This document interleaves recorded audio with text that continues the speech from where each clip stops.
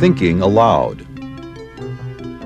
Conversations on the leading edge of knowledge and discovery with psychologist Jeffrey Mishlove.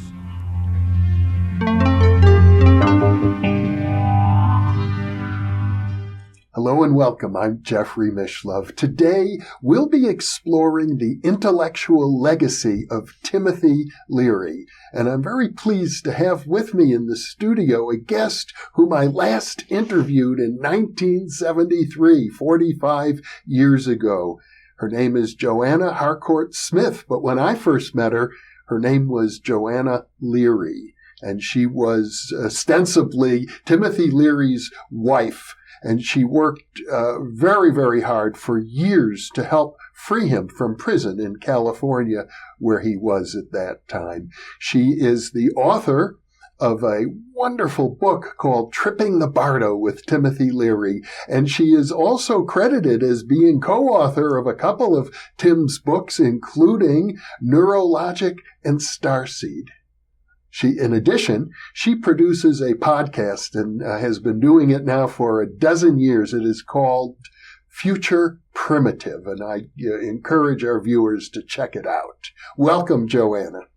Thank you, Jeff. I'm very happy to be with you. It's a pleasure to be with you after so long. And you know, Timothy Leary has become such a notorious figure, a cultural icon, that I think many people forget the important intellectual contributions that he has made, because in a way those contributions were like touchstones for a whole generation of people back in the late 1960s and 1970s, 1980s in particular. And I'm thinking of, for example, one of his great contributions that he created along with Ralph Metzner and Richard Alpert in the book The Psychedelic Experience, is to point out that the Tibetan Book of the Dead, of all things, was a map of consciousness that could be accessed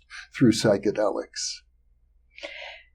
Well, you see, when I was a child and for years later, I was always interested in why are we here? Mm-hmm. Where do we come from? Why do we suffer? Mm-hmm. Why do we feel joy? What is this thing all about? And coincidence upon coincidence led me to Timothy Leary when I was 26 years old. I found him in Switzerland, which was normal for me because I lived between Switzerland and Paris. And he was a fugitive from prison at that time. I think it's very important to bring that up in the beginning, because if you think about it now, marijuana, weed like it's called now, is legal in many, many states. Yes, it and is. even whole countries. Even recreational marijuana exactly. has been legalized. It's okay to have fun. Yeah. Timothy Leary had been arrested and was in prison for possession of marijuana. A tiny amount. A tiny amount. I think 1/10 of a gram or something. Yes, like what was called in those days a roach, mm-hmm. found in the ashtray of his car. Yeah. Because when the Supreme Court threw out part of his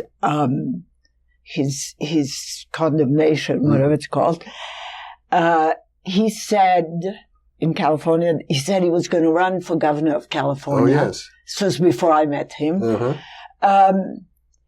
He was then rearrested for possession of marijuana. Yeah. He was arrested once in Texas. That was thrown out. And then he was arrested again in California. And of course, the roach wasn't really the reason. No, the roach wasn't really the reason. He was called by the DEA an ideological trafficker. Yeah. And he was a philosopher. So just to go back to the thread of the fact that he said he wanted to run to be governor of California. Ronald Reagan was governor of California. Richard Nixon was president of the United States. Hoover was head of the FBI. And drugs were the war. Yes. Because, of course, we have continuous war in this country, right? The longest of all wars. Yes, the longest. So he was sent to prison. His appeal was refused, and he escaped from prison. Yes.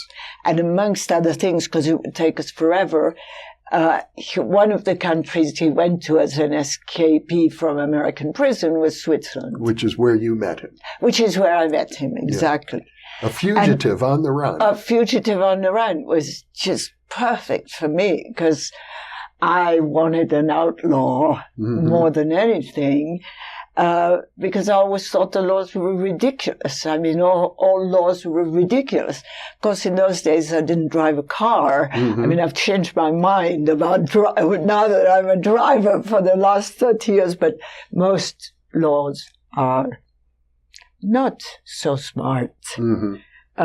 So I found my outlaw, and he was kind.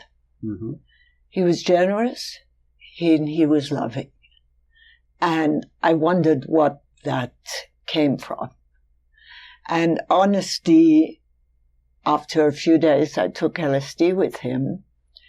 And it was a sublime experience. I mean, there was lovemaking of every atom in our being.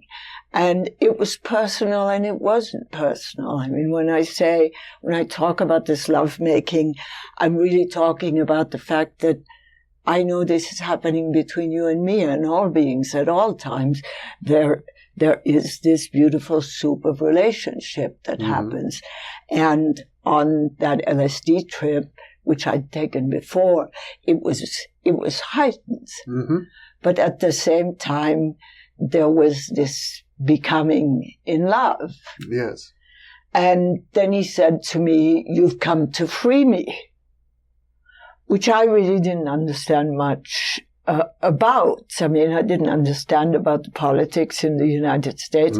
I didn't understand his place in politics. But I thought he might be somebody who could answer these questions that I had, these burning questions. Why are we here? Yeah. What are we doing? And he had been to India. He had collaborated on these books, The Psychedelic Prayers and The Psychedelic Experience.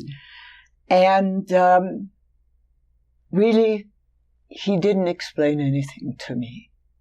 But what he mirrored was a freedom of the mind. In other words, it was very obvious to me from the beginning that at some level, conditioning didn't count for him. I mean, he did funny things like once he would brush his teeth from the right, and then he'd brush his teeth from the left. And he'd explain to me that habit is the worst thing for spirit. And that we can change that. This is a Gurdjieff thing, of course.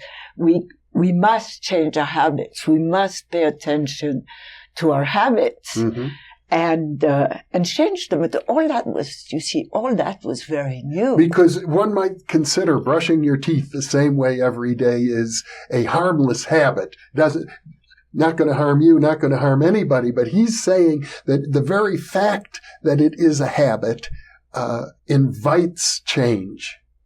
Thank you. And that we can change our habits. I mean, and ought to.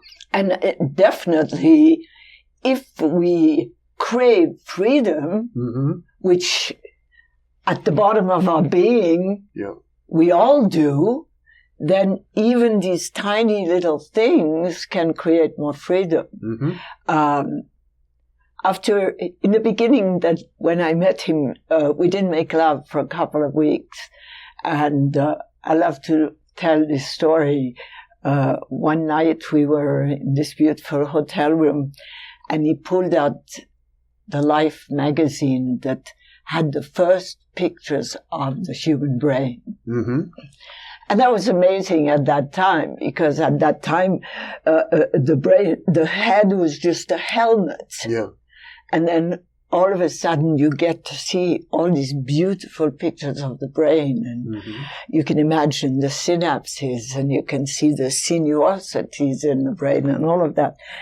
And he says to me, when we will make physical love, because we had been making love, but we hadn't been having what we call sex. Mm-hmm.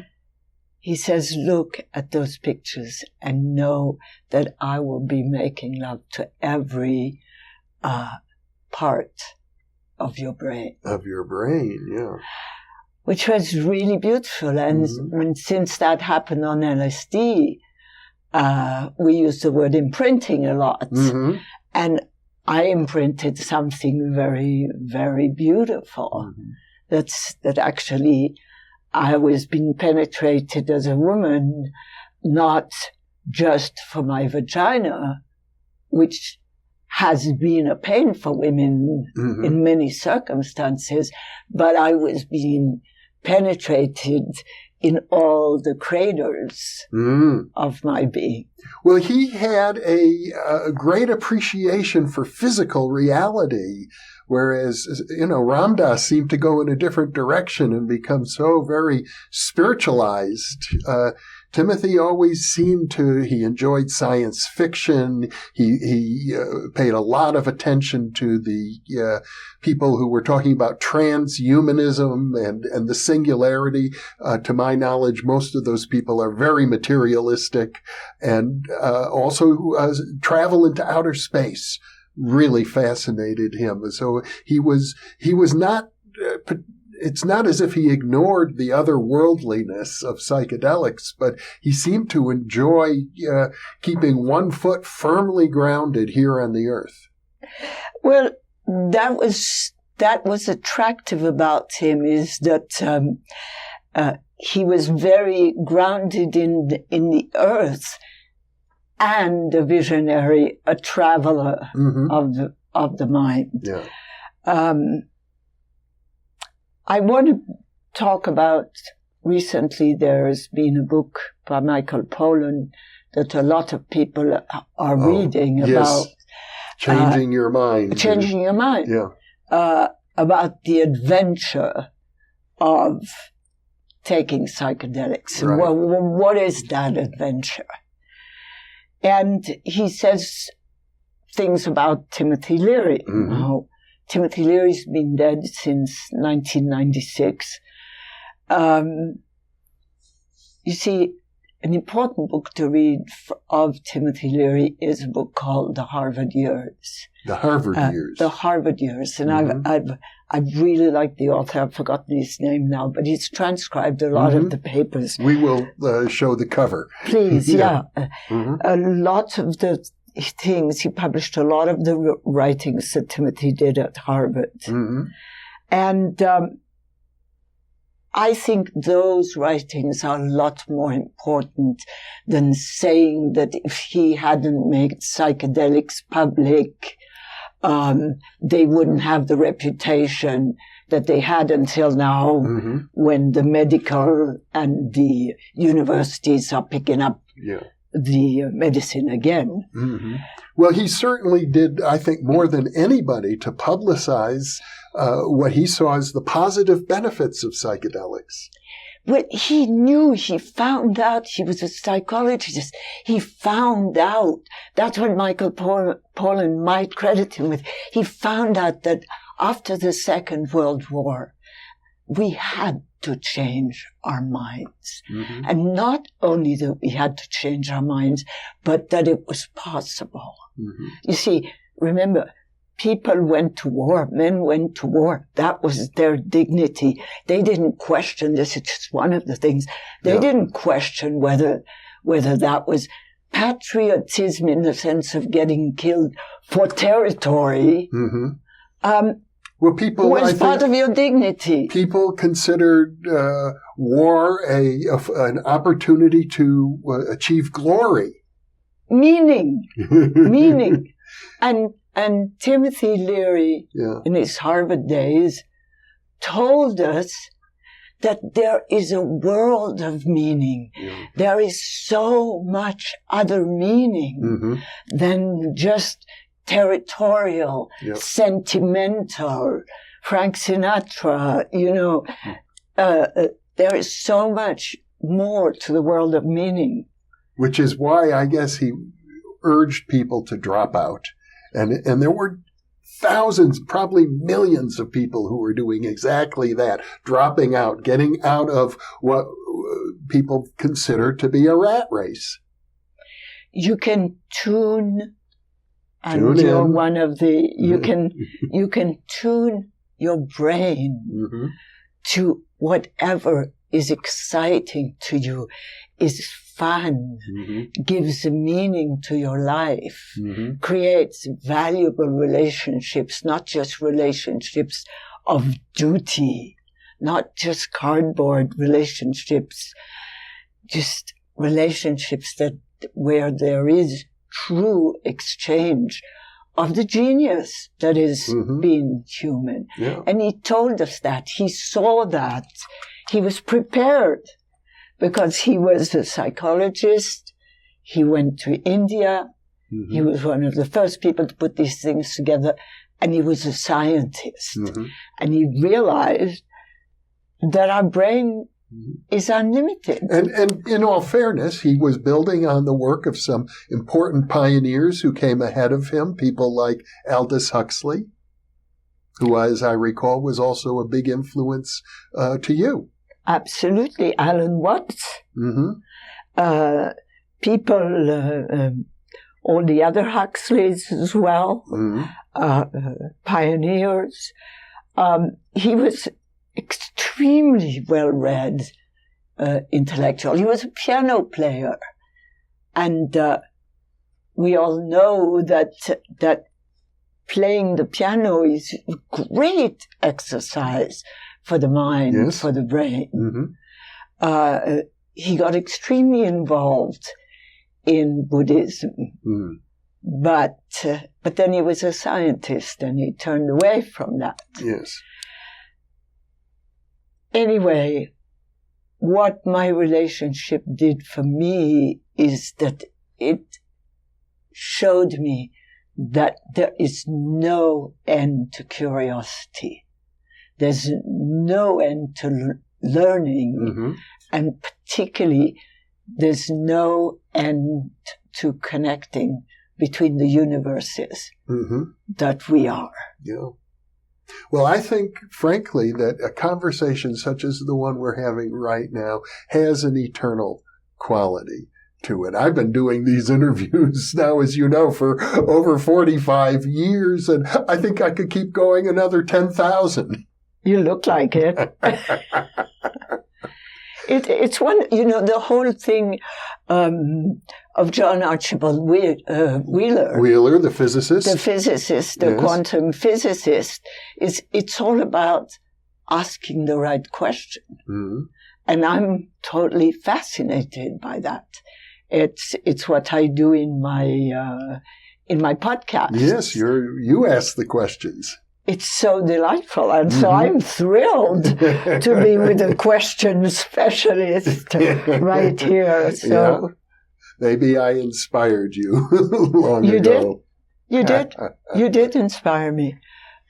You were part of my very early love of radio. I mean, there we were in San Francisco, KPFA. That's right. Yes. And I always wondered, well, how could I have my own radio station? And with podcasting, I realized that it's possible. And a lot of people now have their own radio stations. Well, and Timothy saw many of these things on the horizon. He really was a futurist. He was a futurist so far as, like right now, one of the great interests, a few days ago, water was found on Mars, That's right. Yes, or the awareness that water. An underground lake. Exactly. Yeah. I mean, he was totally aware that we will need to migrate. I personally love Gaia. I love the living earth. I never stop being in absolute amazement of the creativity of the earth. Mm-hmm. But I also have a very pioneering spirit. I loved him because he was an explorer. Mm-hmm. And 50s, 60s, we came to a time where at least we thought that we had explored all of this planet. Mm-hmm. And we're explorers by nature. And he seemed to feel that the psychedelic experience was preparation for us to become a spacefaring species. It's very true. And also there's a fact that he and I were captured in Afghanistan by the CIA, FBI, DEA, or whatever these gentlemen... The feds. The feds called themselves, because Nixon wanted him to become a law and order trophy for his second inauguration. Yes.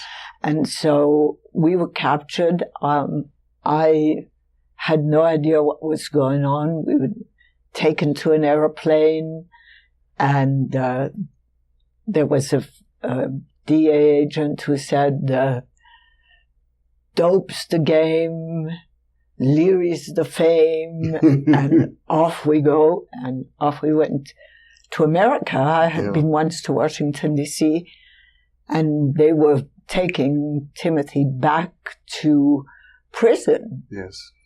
And he was in some very fierce prisons. He was in Folsom Prison, in solitary confinement, next to Charles Manson, once again for a roach, but also for defying the entire American government by escaping from prison. I mean, there's a sense in which Leary was like Socrates, that he was imprisoned for expressing his ideas and corrupting the youth. Well, yes, I mean, he was imprisoned for saying to people, your conditioning is not who you are. Mm-hmm. And I persist up till this day. When I meet somebody or when I'm interviewing somebody, I want to get behind that conditioning and I want to know who you are. Yeah. Back behind what they've taught you to be. Mm-hmm. Who are you? Mm-hmm. Who are you, Jeff Mishlove? Well, can you ever really get there? Well, you can keep exploring it for yourself, and you might want to share it. Oh, yeah, for sure. So? Well, I have been, and people who view now know that after many, many years of doing just interviews, I've started to do monologues, and in those monologues, I do talk about myself. Beautiful. Although, as I say, I could keep going for 10,000 years. I don't know I'd get to the bottom of it. At the bottom of it, I'd say, who am I? I'm you. And that is such a loving place to be. Mm-hmm. And I appreciate that enormously. And the tool for that is? The tool? The tool for that is? Well, what do you think? Compassion. Uh-huh. It's like this wonderful tool. I mean, for a long time, it's the same theory. For a long time, we had to invent tools to survive. Yeah.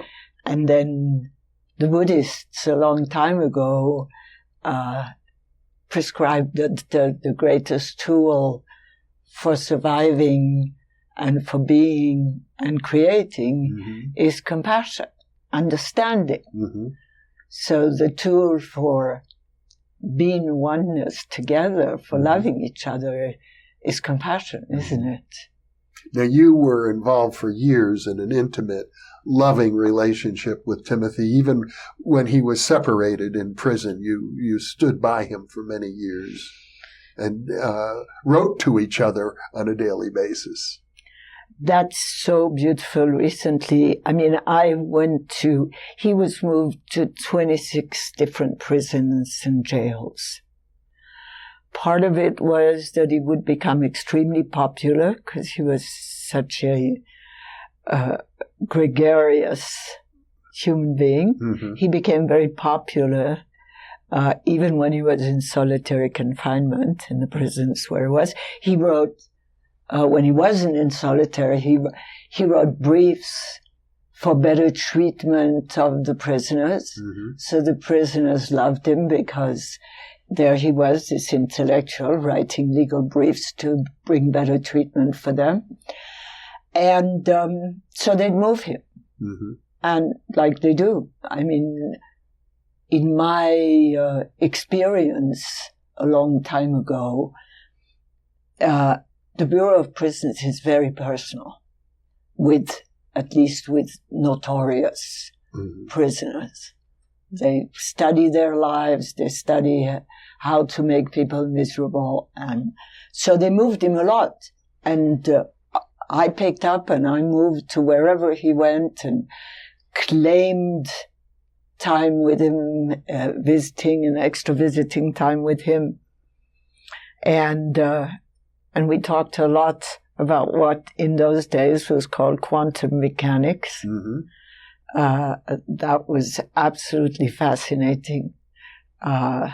So many possibilities, and out of those possibilities, of course, came the SMILE, space migration, intelligence. What was the LE? I forgot. Life extension, because he wanted to be frozen. He wanted his brain to be frozen when he died. Mm-hmm. But anyway, for 3.5 years, which was not time in regular time, because we would spend 6 or 7 hours together twice a week or more, and we couldn't do anything but kiss at the beginning, kiss at the end, maybe play footsie under the table. But talk. And so you had lengthy conversations. We had very lengthy conversations. And to come back to those letters he wrote me every day. Mm-hmm. And I lost those letters for 40 years. And they just came back to me. Recently recovered. Yeah. In December. Mm-hmm. And that for me is an example that the veil between the worlds is very, very thin. Mm-hmm. Somebody found me out of the blue. I didn't even remember who had those letters. Mm-hmm. I thought that a lover or someone had destroyed them. And they came back to me recently. Mm-hmm. And they're now in possession of the New York Public Library, so that they'd be available to anyone who is writing a thesis. So in these lengthy discussions and in the letters back and forth, I imagine you worked out many of the ideas that were later published in Neurologic and Starseed. And his other book, What Does Woman Want? And Exopsychology. And another book that was called Interstellar Neurogenetics. And that's a very interesting manuscript, and that's at Harvard. So, yes, I mean, we had fascinating conversations. And as I was saying, it was like time travel, because we weren't getting in a car and going somewhere, socializing. We were just expressing our hearts and intelligences to each other constantly. And so it was like creating a time which wasn't prison time or ordinary lifetime. So it's like we spent many lifetimes together. and bonded in a way that's impossible when you're busy together. Yeah. Very unusual circumstances. Yeah. There's probably very few comparable relationships that one can point to in that regard. A lengthy prison experience from somebody who has, I think in retrospect, I'd have to call Leary a world-class philosopher. Yes. And the very interesting thing was when we were brought back to the States from Afghanistan, and his passport had been seized, the federal agent, there were several, but the main federal agent presented him with an ID card valid for one trip back to the United States, and under profession, it said philosopher. Mm-hmm. So obviously the government itself recognized him as a philosopher. Well, I understand now that I think about it. In ancient China, the emperor at one time had all the philosophers executed.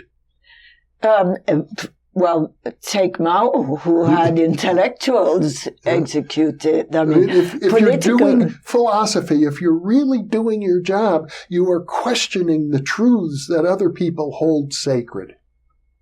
That's exactly it.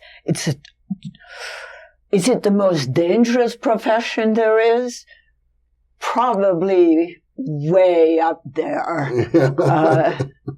Well, I know that there are thousands of philosophers who have kind of, they're part of the rat race, so to speak. Now that I think about it, Leary had an interesting viewpoint of what I'm referring to as the rat race. I think you in your book sometimes refer to it as the game. Yeah. And you wrote about at one point how he, as he was in prison and he was working with as an informant with government agents and would play handball with them, he said to them, we're on different sides of the net, but we're all part of the same game. Well, I think that's how he got out of prison, because he could have stayed in prison for 20 years, like Leonard Peltier. I mean, he could still be. He could have been in prison for a long time, because once you're grabbed and hooked by those claws, it's very, very difficult to get out. Yeah. But once he started, so to speak, collaborating with the feds, which was basically telling them stories, he was a psychologist. He became one of them. The clothes that he asked me to bring him were similar to the clothes, the seersucker suit. Well, and he himself was a West Point graduate. Yes, he was. Came from a conservative background. And it strikes me that there's something very profound about his collaboration in the sense that he began to develop, I think, from your writing and other things I've read, a real sense of compassion for the very people who are imprisoning him. Well, yeah, he called it the cops and robber games, and every game, and everybody knows that there wouldn't be any robbers if there wasn't any cops, and there wouldn't be, and vice versa, and prison wouldn't be built if people didn't break the law, and I mean. Yeah, we have a whole vast criminal justice system that needs each other to exist. Yeah. I mean, if you think about it, they're building blocks of each other. Well, I do think about it because I have a master's degree in criminology, which I earned prior to going into the field of parapsychology. Yes. Yeah. No, it was fascinating, and I have been attacked as being the person who made him become a snitch. And, I mean, it's absolutely not true. The logic of it was that I said to him, what I did say to him was, if you're a philosopher, you're neither a gangster or a cop. You know, you're the person who develops the philosophy between these things. And so perhaps you could convince the government that you're a philosopher, a literate person, and America needs philosophers, and you're not a gangster. Yeah. That's not, you're not a dope dealer. You speak about the ideas of the moment and what is happening. And the government had the idea, I gather, that he was not only a dope dealer, but the kingpin of all dope dealers. Yeah, definitely. That's how they... Which was not true. But that's how they got more money. I mean, they had to, when they go to Congress to get more money, and they have to, at some time, it was Al Capone, and then it was the Brotherhood of Eternal Love, and he was the kingpin of the Brotherhood of Eternal... I mean, a big story has to be presented. I mean, some people will say, well, I'm not taking into account the harm of drugs. But no, I'm not taking that lightly at all. And I make an enormous difference between weed, LSD, and psilocybin, and, for instance, very serious pharmaceutical drugs, heroin, amphetamines. There's an enormous difference. A big difference between psychedelics and narcotics. Big difference. And a big difference between people suffering from abuse who take, who have been really marked by abuse in their childhood, or historical or genetic, Native American, Jewish. Well, the reason that the Brotherhood of Eternal Love, which was basically an organization for distributing drugs, considered Timothy Leary their hashish or weed. They considered him a spiritual godfather. They did. And that would be because I guess you have to say a big part of his philosophy was hedonistic, that people had a right to enjoy themselves. I think that's in the Declaration of Independence. Life, liberty, and the pursuit of happiness. And a large part of his philosophy was about the pursuit of happiness. And also, I believe that as you become a mystic, and it's available to everybody, ecstasy is the name of the game. I mean, you just look at the roses in your garden, and pleasure is so intense, and gratitude for such beauty becomes the root of your being. And so you're having a good time. A good time is allowed when you watch a rose or just a simple blade of grass. And he said, take that to the max. Take pleasure and joy to the max, because there'll be a lot of other stuff. In any case, yes. Yeah. Well, and in the book Neurologic, which you are credited as being co-author of, you refer to different neural circuits in the brain. And as I recall, one of them, not even the highest one, but one of them is like the neural circuit for ecstasy. The fifth circuit. Yes.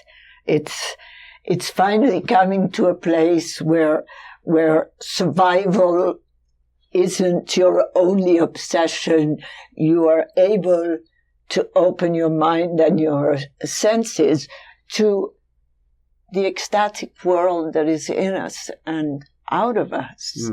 And that is allowed, and you can activate that, and you can live from that place. Mm-hmm.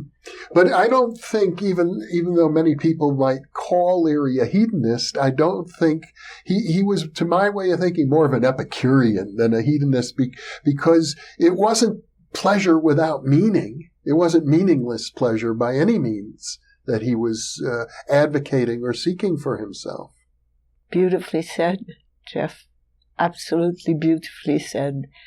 And I don't think there can be true pleasure without meaning, mm-hmm. because that's who we are.